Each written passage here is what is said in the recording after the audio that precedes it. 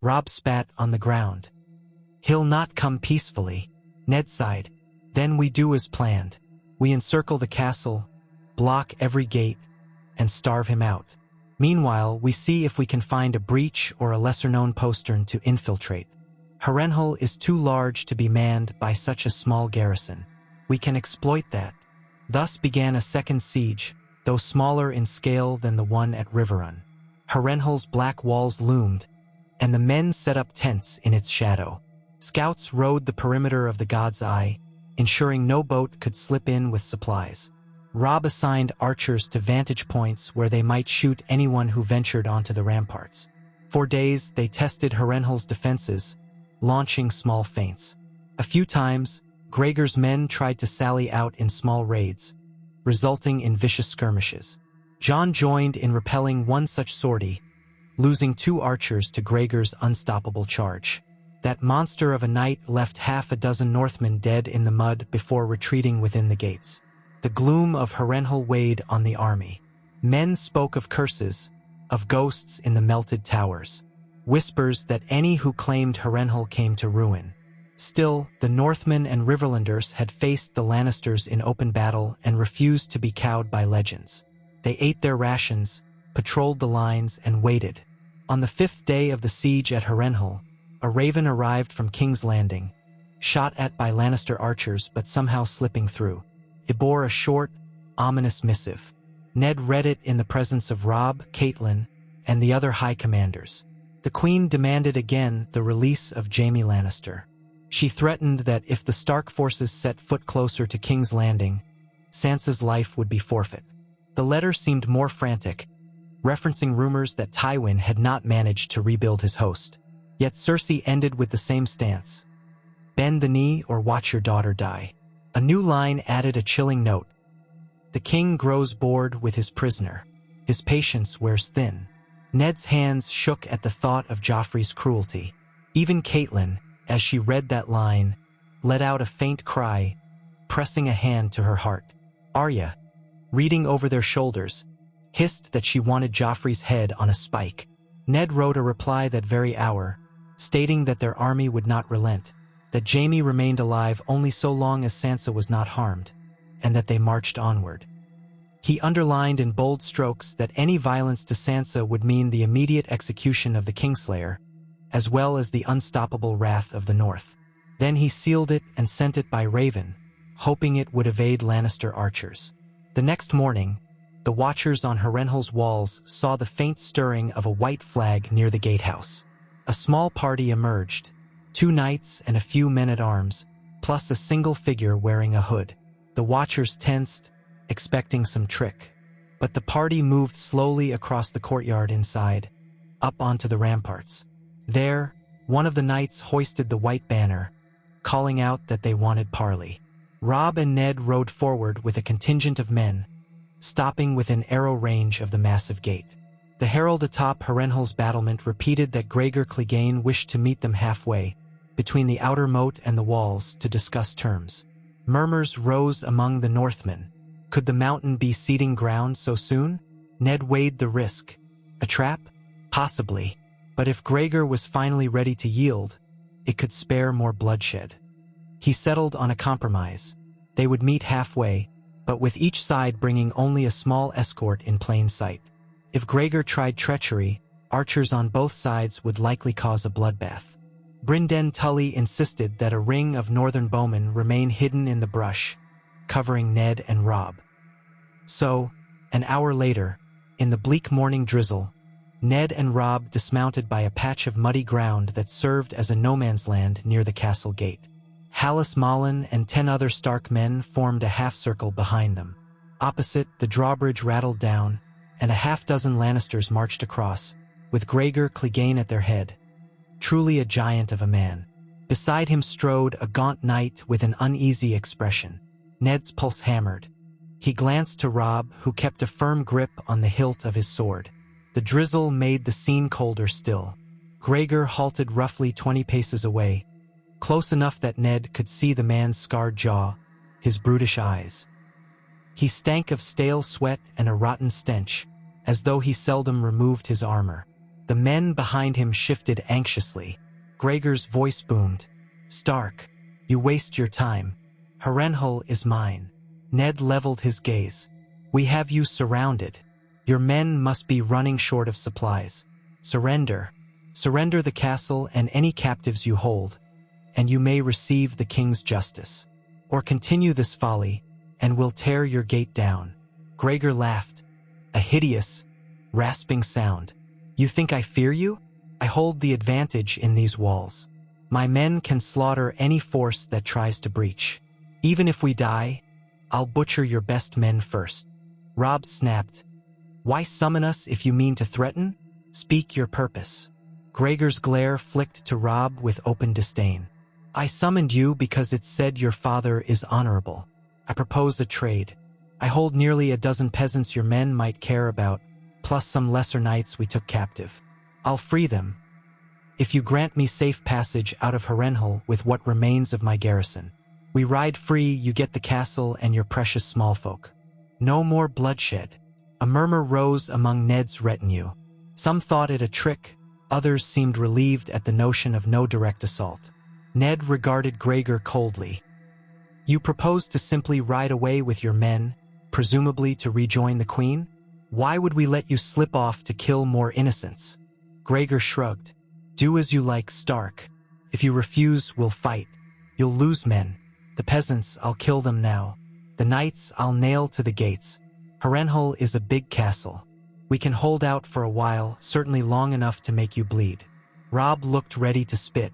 "You can't be taken at your word. You're known for treachery." The mountain's gaunt companion said quietly. "He means it, my lords. We have hostages. They won't see another sunrise if we sense an attack." Ned felt bile rising. He despised bargaining with a monster, but innocence was at stake, and an all-out assault on Harrenhal might cost hundreds more lives on their side. He swallowed, glancing at Robb. The choice was stark. Either accept Gregor's departure, letting him rejoin the Lannisters, or risk a bloody siege, possibly lose many men, possibly see those captives butchered. Ned's hatred for the mountain warred with his oath to protect the innocent. "You want safe passage with your men," Ned said, voice taut. "And you'll release all hostages?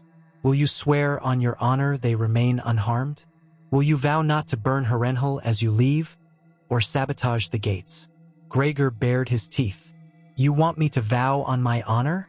I vow on my sword. I don't give a piss about your false courtesy, but I'll do it if it gets me out of here. We'll ride out with what gear we can carry. We won't set the castle ablaze, nor kill the hostages. If any of your men try to interfere, we'll fight to the last. That's my final offer." A hush fell. Ned's heart pounded. He was certain Gregor would remain a threat if he escaped. Yet how many lives might be lost storming Harrenhal's black walls? Or if Gregor murdered those captives?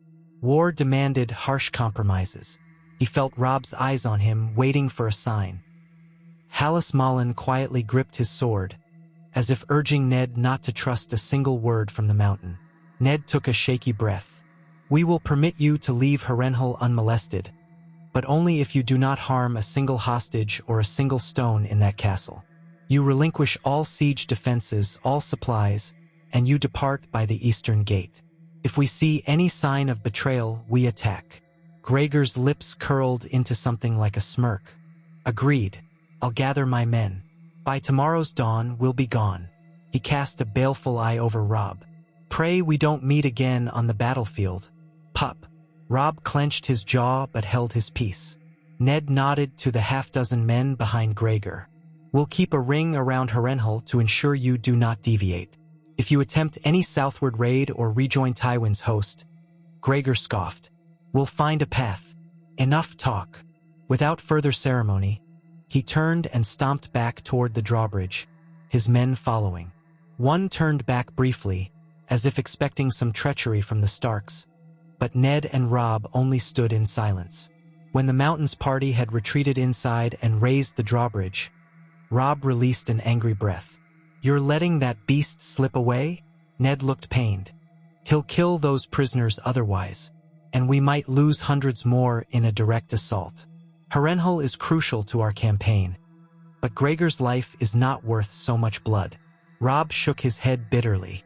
He'll join up with Cersei, no doubt. Possibly even find Tywin. We'll face him again. Ned laid a hand on Robb's shoulder. I know, but for now we gain Harrenhal with minimal loss. Perhaps that will speed our push toward King's Landing. The mountain's brutality can wait. I want to save lives here. Robb let out a slow exhale, nodding reluctantly. Very well. They returned to camp, announcing that Gregor would depart at dawn. The men were confused or outraged, but Ned insisted it was a necessary measure. That evening, an uneasy hush lay over the siege lines. Archers kept watch in case Gregor attempted a trick. But the hours passed, and no surprise attack came. At first light, the castle gates opened.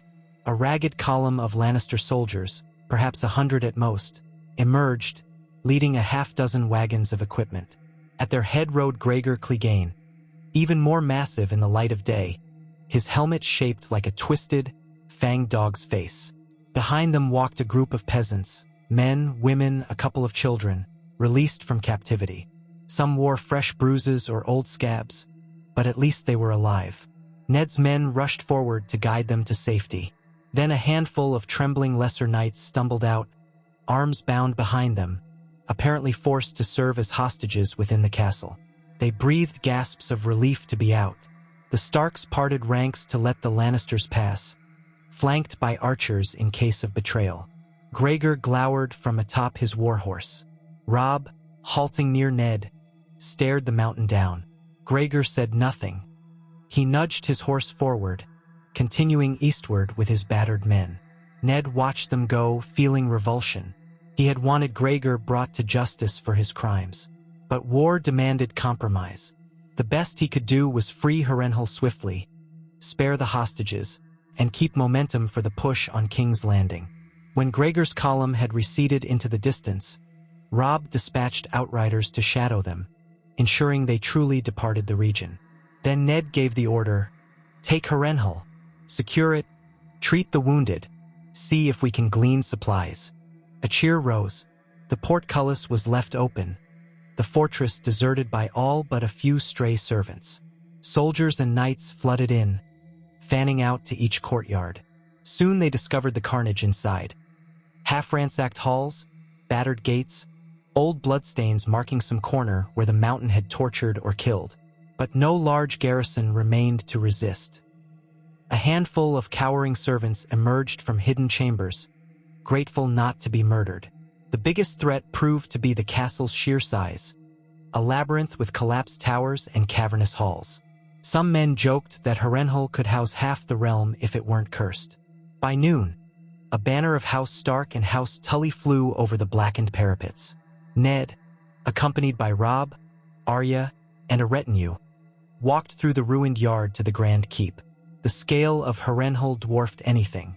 Even the partially melted towers soared overhead, testaments to the ancient Targaryen conquest. Arya stared, subdued, recalling maybe the stories of Harrenhal's curses. Jon joined them, expression grim as he took in the scorched masonry. Ned could not help but think of Rhaegar and the war that had ended House Targaryen's reign decades ago. Now, ironically, he stood here with Rhaegar's secret son at his side, claiming Harrenhal in the name of House Stark. Catelyn arrived, dismounting from a gray palfrey. She gazed at the gargantuan courtyard, lips parted in dismay at the echoes of violence. But she clutched Ned's arm. "We have Harrenhal," she murmured.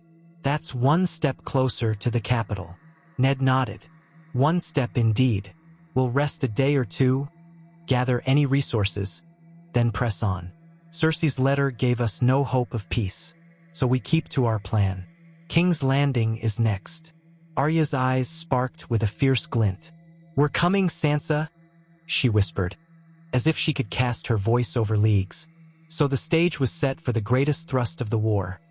A march on the capital, with Jaime Lannister still held prisoner at Riverrun, and Sansa still in the clutches of the Queen.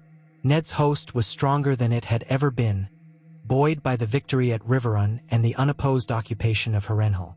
Yet the realm was wide, King's Landing formidable, and the cunning of the Lannisters had proven deadly more than once.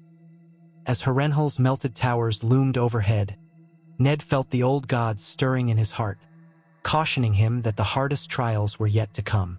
But he pressed on, for the sake of his daughter, for the sake of peace, and for the memory of every comrade lost in the swirl of war. And so, in the ghostly hush of Harrenhal's cursed halls, the northern banners settled, forging a new foothold in the riverlands. Soldiers roamed, clearing debris and rummaging for salvageable supplies, while camp followers pitched tents in the courtyards. The battered remains of Gregor Clegane's cruelty would take time to erase, but they had won another step without a pitched battle. Now only one great question loomed. What final measure of blood and cunning would be required to free Sansa and shatter the Lannisters' hold on the Iron Throne? Eddard Stark could not say, but he walked beside his children, his son Robb and his daughter Arya, with Jon Snow at their flank, all carrying the sorrow and hope that had bound the North together for centuries. Somewhere in that direction lay King's Landing, the realm's beating heart, where Joffrey wore a crown and Sansa remained a captive. They would not rest until she was saved, or until the realm was drenched in the tears of every house who dared oppose them. Only time would tell whether this final march would bring rescue and resolution, or if it would drag them further into the endless storms of the great Game of Thrones.